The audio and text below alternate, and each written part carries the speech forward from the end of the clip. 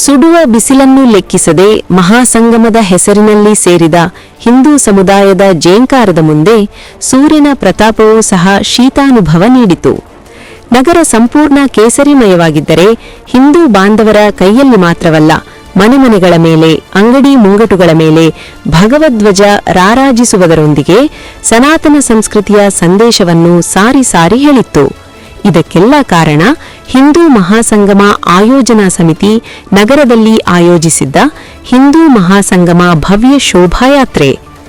ಭರತಮಾತೆಯ ಭಾವಚಿತ್ರದ ಸಮೇತ ಗ್ರಾಮದೇವತೆ ಕರಿಯಮ್ಮ ಮತ್ತು ಮಲ್ಲಿಗೆಮ್ಮ ದೇವಿ, ಚೆಲ್ಲಾಪುರದ ಮಲ್ಲಿಕಾರ್ಜುನ ಸ್ವಾಮಿ, ಬಂಡಿಹಳ್ಳಿ ರೇವಣಸಿದ್ದೇಶ್ವರ ಸ್ವಾಮಿ ಸೇರಿದಂತೆ ಕ್ಷೇತ್ರ ದೇವತೆಗಳ ಮೆರವಣಿಗೆ, ನಾನಾ ಮಠಾಧೀಶರ ಮಾರ್ಗದರ್ಶನದಲ್ಲಿ ಜಾನಪದ ಕಲಾ ತಂಡಗಳ ಕಲಾ ಪ್ರದರ್ಶನದೊಂದಿಗೆ ಹಾಸನ ರಸ್ತೆ ಅಯ್ಯಪ್ಪ ಸ್ವಾಮಿ ದೇವಾಲಯದ ಆವರಣದಿಂದ ಹಿಂದೂ ಮಹಾಸಂಗಮ ಭವ್ಯ ಶೋಭಾಯಾತ್ರೆ ಆರಂಭಗೊಂಡಿತು. ಜಾತಿ ಮತ ಭೇದವಿಲ್ಲದೆ, ರಾಜಕೀಯ ಪಕ್ಷಗಳ ಬಣ್ಣವಿಲ್ಲದೆ ಹಿಂದೂ ಮಹಾಸಂಗಮದ ಹೆಸರಿನಲ್ಲಿ ಸೇರಿದ ನಾನಾ ರಾಜಕೀಯ ಪಕ್ಷಗಳ ಮುಖಂಡರು, ವಕೀಲರ ಸಂಘ ಸೇರಿದಂತೆ ವಿವಿಧ ಸಂಘ ಸಂಸ್ಥೆಗಳ ಪದಾಧಿಕಾರಿಗಳು ಜಾತಿ ಮತ ಪಂಥಕ್ಕೂ ಮೀರಿದ ಬಂಧುತ್ವವೇ ಹಿಂದುತ್ವ ಎಂಬ ಸಂದೇಶವನ್ನು ಸಾರುವ ಮೂಲಕ ಗಮನ ಸೆಳೆಯುವಲ್ಲಿ ಶೋಭಾಯಾತ್ರೆ ಯಶಸ್ವಿಯಾಯಿತು. ಪೂರ್ಣ ಕುಂಭದೊಂದಿಗೆ ನೂರಾರು ಸಂಖ್ಯೆಯಲ್ಲಿ ಪಾಲ್ಗೊಂಡಿದ್ದ ಮಹಿಳೆಯರು ಶೋಭಾಯಾತ್ರೆಯ ರಂಗನ್ನು ಮತ್ತಷ್ಟು ಹೆಚ್ಚಿಸಿದರು. ಶೋಭಾಯಾತ್ರೆ ಸಾಗುವ ಮಾರ್ಗದಕ್ಕೂ ಅಲ್ಲಲ್ಲಿ ಸ್ಥಳೀಯ ಸಂಘ ಸಂಸ್ಥೆಗಳು ತಂಪು ಪಾನೀಯಗಳನ್ನು ವಿತರಿಸುವ ಮೂಲಕ ತಮ್ಮ ಸಂತಸವನ್ನು ಹಂಚಿಕೊಂಡರು. ಮತ್ತೊಂದೆಡೆ ನಗರದ ವ್ಯಾಪಾರಸ್ಥರು ಸಹ ಸ್ವಯಂ ಪ್ರೇರಿತರಾಗಿ ತಮ್ಮ ಅಂಗಡಿ ಮುಂಗಟುಗಳನ್ನು ಬಂದ್ ಮಾಡಿ ಶೋಭಾಯಾತ್ರೆಯಲ್ಲಿ ಪಾಲ್ಗೊಳ್ಳುವ ಮೂಲಕ ಭಾರತ ಮಾತೆಗೆ ಜೈ ಎಂದಿದ್ದು ಮಾತ್ರವಲ್ಲದೆ ನಾವೆಲ್ಲ ಹಿಂದೂ, ನಾವೆಲ್ಲ ಒಂದು ಎಂಬ ಸಂದೇಶವನ್ನು ಸಾರಿದ್ದು ಮತ್ತೊಂದು ವಿಶೇಷವೆನಿಸಿತು.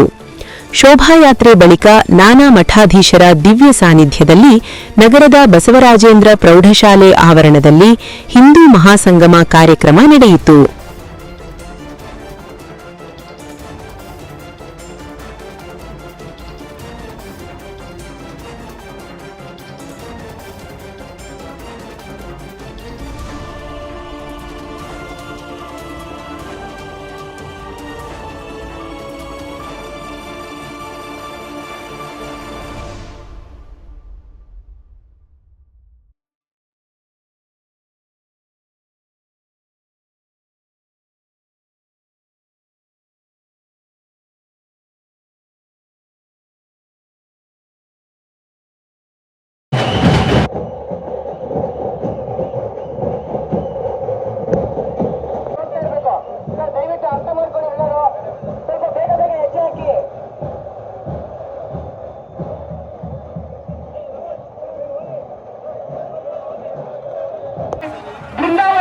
ಮೂಲಕ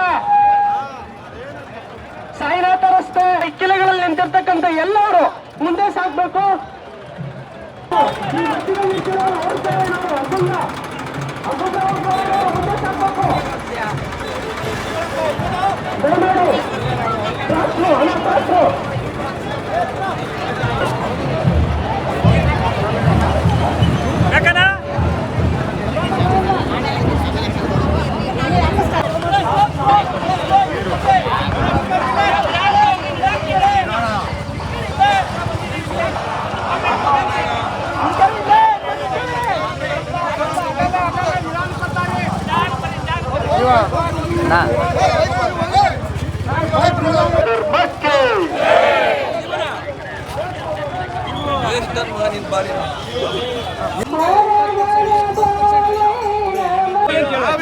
ನೀವು ಕೇಳ್ತಾ ಇಲ್ಲಪ್ಪ, ರಸ್ತೆ ಬಿಡಿ ಅಂದ್ರೆ ಬರೀ ಮಾತಾಡ್ತೀರಾ. 12 ಗಂಟೆಗೆ ಕ್ಲೋಸ್ ಮಾಡ್ತೀವಿ ಅಂತವ್ರು ಬರೀ ಮಾತಾಡೋದು ಕಲ್ತು ಬಿಡ್ತೀರಾ. ಹೌದಪ್ಪ, ನಿಮ್ ಪ್ರಕಾರ ನಾವು ಹಿಂದೂನೇ ಅಲ್ಲ ಬಿಡು. ಅಲ್ಲ ಸರ್, ಸಮಾಜ ಅಲ್ವಾ? ಅದೇ ತರ ಮಾತಾಡ್ತಿರೋದು. ಯಾರೇನ್ ಮಾತಾಡ್ಬಿಡಿ ಸರ್,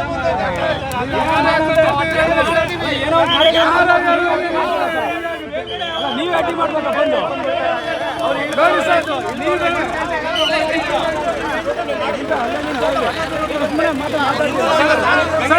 ಸರ್. ಈಗಲೂ ಅಲ್ಲ ಅಲ್ಲಿ ನೋಡ್ರಿ ಅಲ್ಲಿ ನೋಡ್ರಿ ನೋಡ್ರಿ ಕಾಣ್ತಾನೆ ಅಲ್ಲಿ ನೋಡಿ ಕಾಣ್ರಿ ಅಲ್ಲಿ ನೋಡ್ರಿ ನೋಡ್ರಿ ಅಂತಂದ್ರೆ ಇಲ್ಲಿ ಹೇಳ್ತೀರಾ ಬೇರೆ ಹೇಳ್ತಾರೆ ಬೇರೆಯವರಿಗಾದ್ರೆ ಒಳ್ಳೆ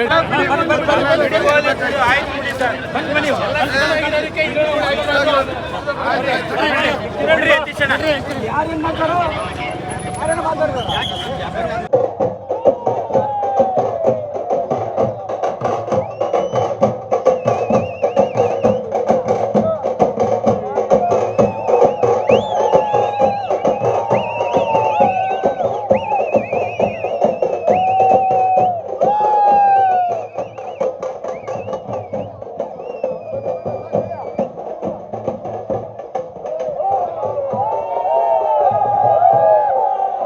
ಬೆಳಗ್ಗೆ ಶುರುವಾಗಿ ಭಾಳ ಸುಂದರವಾಗಿರ್ತಕ್ಕಂಥ ಯಾತ್ರೆ ಸಂತೋಷವನ್ನು ತಂದುಕೊಡ್ತಕ್ಕಂಥ ಸನ್ನಿವೇಶ.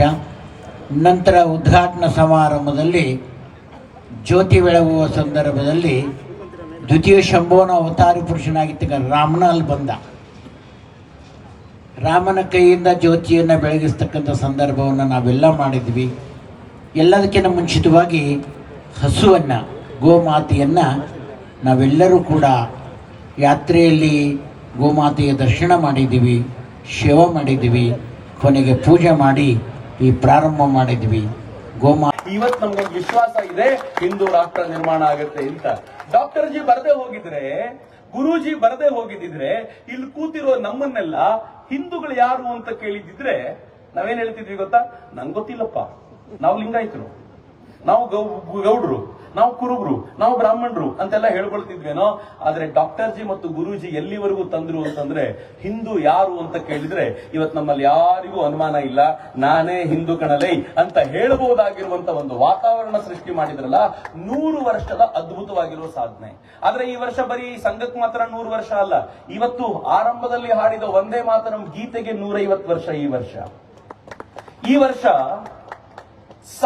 ಸಾವಿರ ಸಂಖ್ಯೆಯಲ್ಲಿ ಮತಾಂತರಗೊಂಡಂತ ಹಿಂದೂಗಳನ್ನ ಸೇರಿಸಿಕೊಂಡು ಹರಿಬೋಲ್ ಅಂತ ಒಂದು ಮಾತು ಹೇಳಿಸಿ ನೀವಿವತ್ತು ವಾಪಸ್ ಹಿಂದೂ ಧರ್ಮಕ್ಕೆ ಬಂದ್ರಿ ಅಂತ ಹೇಳ್ತಾ ಇದ್ದಂತ ಆಚಾರ್ಯ ಶ್ರದ್ಧಾನಂದರು ತೀರಿಕೊಂಡು 100 ವರ್ಷ.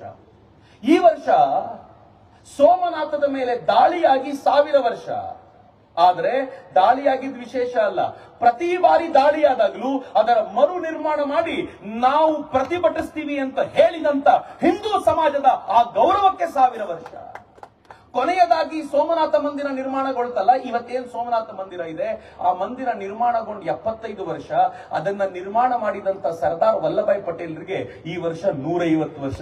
ಏನ್ ಚಂದ ಈ ವರ್ಷ ಒಂದು ಅದ್ಭುತವಾಗಿರುವಂತ ಸಂದರ್ಭ. ಆ ಕಾರಣಕ್ಕೆ ನನಗೆ ಹೆಮ್ಮೆ ಅನ್ಸುತ್ತೆ, ಕರ್ನಾಟಕದಲ್ಲಿ ಹೆಚ್ಚು ಕಡಿಮೆ 3000 ಹಿಂದೂ ಸಮಾವೇಶಗಳು ನಡೆದಿವೆ. ಒಂದೆರಡಲ್ಲ ರೀ, 3000. ಅರಸೀಕೆರೆಯಲ್ಲಿ ಹೆಂಗ್ ನಡೆದಿದೆಯಲ್ಲ, ಇಷ್ಟೇ ದೊಡ್ಡ ಸಂಖ್ಯೆ ಅಲ್ಲದೆ ಹೋದ್ರು ಚಿಕ್ಕ ಸಂಖ್ಯೆಯಲ್ಲಾದ್ರೂ ಅನೇಕ ಕಡೆಗಳಲ್ಲಿ ಹಿಂದೂಗಳೆಲ್ಲ ಒಗ್ಗಟ್ಟಾಗಿ ಸೇರುವಂತ ಸಮಾವೇಶಗಳಾಗಿವೆ. ಇಡೀ ದೇಶದಲ್ಲಿ ಈ ವರ್ಷ ಕಳೆಯೋದ್ರ ವೇಳೆಗೆ 80,000 ಹಿಂದೂ ಸಮಾವೇಶಗಳು ನಡೀತವೆ. 80,000ದಿಂದ 1 ಲಕ್ಷ ಹಿಂದೂ ಸಮಾವೇಶಗಳು. ಇಮ್ಯಾಜಿನ್ ಮಾಡಿ ಹೇಗಿರ್ಬೋದು. ಇನ್ನೂ ಆಶ್ಚರ್ಯದ ಸಂಗತಿ ಏನ್ ಗೊತ್ತಾ? ಮೊದಲ ಬಾರಿಗೆ ಹಿಂದೂ ಸಮಾವೇಶದಲ್ಲಿ ಇಷ್ಟು ದೊಡ್ಡ ಸಂಖ್ಯೆಯಲ್ಲಿ 50ರಿಂದ 60% ತಾಯಂದ್ರು ಬಂದಿರೋದು ಹಿಂದೆಂದೂ ಇರಲಿಲ್ಲ. ಅಂದ್ರೆ ಹೊಸ ಭಾರತದ ಲಕ್ಷಣ, ಹೊಸ ಹಿಂದೂ ರಾಷ್ಟ್ರದ ಲಕ್ಷಣ ಎದ್ದೆದ್ದು ಕಾಣ್ತಾ ಇದೆ. ಅಂತದೊಂದು ವಾತಾವರಣ ಏನ್ ನಿರ್ಮಾಣ ಆಗಿದೆ, ಈ ವಾತಾವರಣವನ್ನು ಅನುಭವಿಸೋಣ.